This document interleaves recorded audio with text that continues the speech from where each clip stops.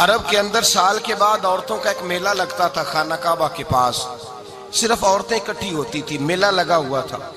ایک تورات جاننے والا یہودی عالم بھی آیا ہوا تھا، وہ بیویوں کے مجمع پہ نظر ڈال کے کہنے لگا، بیویوں مرد کا کام تو کوئی نہیں عورتوں کے مجمع میں بات کرنا، لیکن میں تمہیں ایک پیغام دینے لگا ہوں، اللہ کے آخری رسول جو مکے میں پیدا ہونے والے ہیں ان کے آنے کا وقت قریب آ گیا ہے، وہ بی بی بڑی خوش نصیب ہوگی جنہیں ان کی رفاقت ملے گی۔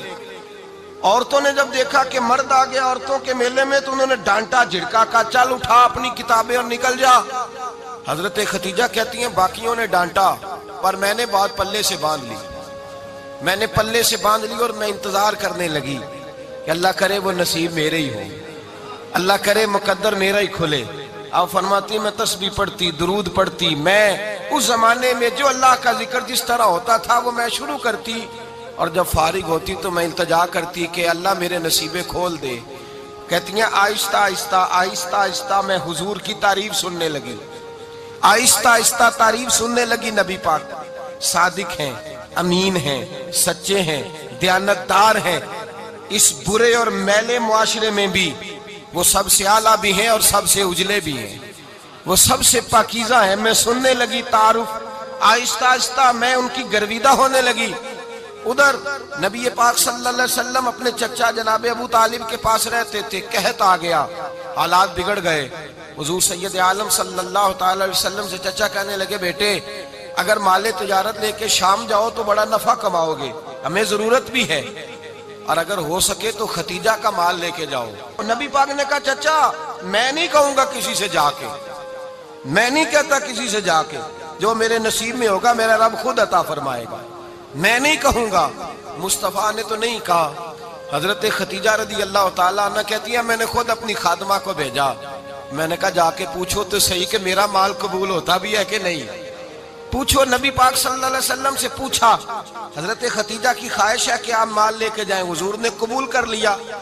جناب ختیجہ الکبریٰ رضی اللہ تعالیٰ عنہ کے غلام تھے، میسرہ ان کا نام تھا، جناب ختیجہ نے ان کو ساتھ بھیجا۔ فرمایا تین باتیں ارشاد فرمائی، ایک تو فرمایا سارا رستہ غور سے دیکھنا میرے نبی کے ساتھ کیا معاملات درپیش ہوتے ہیں، ابھی اعلان نبوت نہیں کیا، فرمایا ذرا غور کرنا، میرے مصطفیٰ کا مطالعہ کرنا اور مجھے واپس آ کے سبق سنانا، وہ جو تم نے چہرہ بددعا کی تلاوت کی ہو ذرا مجھے واپس آ کے سنانا۔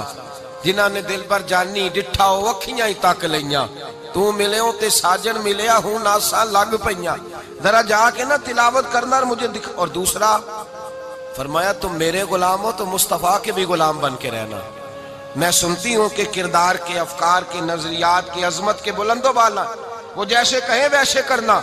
اور تیسری حضرت ختیجہ نے نصیحت فرمائی، فرمایا محمد ابن عبداللہ صلی اللہ علیہ وسلم کی رائے سے اختلاف نہ کرنا، یہ چلتے ہوئے معاہدہ کیا، جو وہ کہہ دے سو کر جانا۔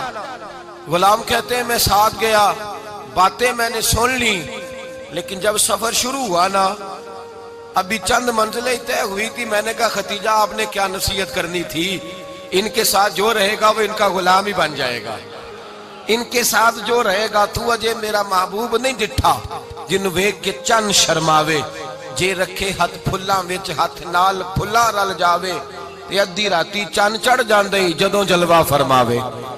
مایا جو بھی ساتھ رہتا غلام ہو جاتا۔ میسرہ کہتے میں گیا، تجارت شروع ہوئی، کہتے ہیں نبی پاک صلی اللہ علیہ وسلم جب منڈی میں پہنچے تو لوگ قسمیں اٹھا اٹھا کے مال بیچ رہے تھے۔ اللہ کے محبوب جب گئے نا تجارت کرنے تو ایک آدمی کہنے لگا چلو معاذ اللہ بتوں کے نام تھے لات و منات، کہنے لگا لات کی، عزا کی، منات کی قسم اٹھاؤ، تو نبی پاک فرمانے لگے ان کی قسم اٹھاؤں جن کا میں نام لینا بھی پسند نہیں کرتا، ابھی اعلان نبوت نہیں کیا۔ اور فرمایا ویسے بھی میں قسم دے کے مال نہیں بیچتا، خریدنا ہے تو خریدو، نہیں خریدنا تو نہ خریدو۔ کہتے ہیں لوگ قسمیں اٹھا اٹھا کے پیچھے جاتے تھے، پر میرے نبی جس سے رخ پھیرتے تھے وہ نبی پاک کے پیچھے ہو جاتا تھا۔ ماتے کئی گنا زیادہ نفع کمایا۔ ہم رستے میں تھے، حضور ایک درخت کے نیچے آرام کرنے لگے، ایک عیسائی راہب غار میں بیٹھا تھا، نکل کے آ گیا، مجھ سے کہنے لگا مجھے وہ جانتا تھا، میں سرا یہ کس کو ساتھ لائے، یہ کون ہے؟ میں نے کہا اہل قریش کے ایک معزز آدمی ہے۔ کہنے لگے یار جس درخت کے نیچے یہ لیٹے ہوئے ہیں یہاں عام آدمی نہیں لیٹ سکتا، یہاں وہی لیٹے گا جو اللہ کا سچا رسول ہوگا۔ یہاں دوسرا کو لیٹ ہی نہیں سکا. یہ رسول ہے، ان کا خیال رکھنا. کاش میں اس وقت تک زندہ رہوں جب یہ نبوت کا اعلان کریں. میسرہ کہتے ہیں میں غلام ہو گیا. نبی پاک صلی اللہ علیہ وسلم کی ادائیں مجھے بھانے لگیں. جب واپسی پہ نکلے تو گرمی بڑی شدید تھی. فرماتے ہیں جب دھوپ تیز ہوتی تو بادل کا سایہ آ کے حضور پہ سایہ کر دیتا. بادل کا ٹکڑا نبی پاک پہ. اللہ جانے کہاں بیٹھ کے لوگوں نے کتابیں پڑھی ہیں جو کہتے ہیں 40 سال کے بعد نبی بنے تھے. پتہ نہیں کہاں بیٹھ کے کتابیں پڑھی ہیں. ہم نے تو جو سیرت پڑھی ہے وہ بتاتی ہے کہ تیری حیات پاک کا ہر لمحہ پیغمبر لگے، ہر لمحہ پیغمبر لگے. یہاں تو وہ لوگ جو کئی سال پہلے 20 اور 25 سال پہلے حضور سید عالم صلی اللہ علیہ وسلم کی رفاقت میں رہے، وہ اعلان کر لوگ پتہ نہیں کہاں بیٹھ کے کتابیں پڑھتے ہیں، کہاں بیٹھ کے. میرے نبی پاک سے صحابہ نے پوچھا حضور آپ کب نبی تھے؟ فرمایا ابھی آدم کی مٹی گوندی جا رہی تھی، ابھی آدم کی مٹی گوندی جا رہی تھی، میں تب بھی اللہ کا رسول تھا. میرے بھائی نبی رحمت سید عالم صلی اللہ علیہ وسلم کے غلام حضرت ختیجہ کے غلام کہتے ہیں واپس آیا. اور پہلے بھی کئی دفعہ حضرت ختیجہ کا مال گیا تھا، بڑے نفع آئے تھے، پر جو نفع اس سال آیا وہ پہلے کبھی نہیں آیا تھا. کہتے ہیں مجھ سے حضرت ختیجہ کی سہیلی بھی بیٹھی تھی، میں بھی آ گیا. اور جناب ختیجہ کی سہیلی کہنے لگی چل مال کے بارے میں کچھ بتا، کتنا بکا؟ میں نے کہا مال چھوڑو، مصطفیٰ کی سنو. اور پھر کہتی چلو ٹھیک ہے، بادل سایہ کرتا تھا، چلو ٹھیک ہے. تم سے راہب نے پوچھا تھا یہ صحیح ہے، انہوں نے تیری سارے رستے بڑی خدمت کی، تیرا بڑا خیال رکھا، پر یہ بھی بتا تجارت کیسے ہوئی؟ تو میں سرا کہنے لگا زندگی میں نے بھی ساری گزار دی ہے، پر اس رسول کے ساتھ 4 دن ہی گزارے ہیں. حد ہو گئی مجھ سے، اور کچھ نہ پوچھو، اور کچھ نہ پوچھو. آ میرے دل آمنہ کے لال کی باتیں کرے، اور کچھ نہ پوچھو، بس ذکر ان کا چھیڑیے ہر بات پر، اور چھیڑنا شیطان کا عادت کیجئے. بس مجھے حضور کے تذکرے بیان کرنے ہیں، ذکر مصطفیٰ کرنا ہے. حضرت ختیجۃ الکبریٰ بڑی متاثر ہوئی. کہتی ہیں مجھے درجنوں لوگوں نے پیغام نکاح دیا تھا، پر میں نے سنی نہیں تھی. میں نے نفیسہ کے ہاتھ پیغام بھیجا. میں نے کہا میری عمر 40 سال ہے، ان کی 25 سال ہے، اور میرا اعمال اور طرح کا ہے. وہ شہنشاہ ہے، جا کے پوچھو تو صحیح، بھلا میں قبول ہوتی ہوں؟ پوچھو. نفیسہ کہتی ہیں میں آئی تو وہ خاتون جن کے لیے لوگ بڑے بڑے قریش پیغام دیتے تھے، پیغام لے کے آئی. تو رسول پاک نے عجیب رنگ بیان کیا اپنی سیرت کا. جب میں پہنچی میں نے کہا ختیجہ نکاح کرنا چاہتی ہیں؟ نفیسہ کہتی ہے میرا خیال تھا کہ کوئی اور ہوتا تو کرسی سے اٹھ کھڑا ہوگا، فوراً کہے گا اچھا جلدی کرو بات کرو.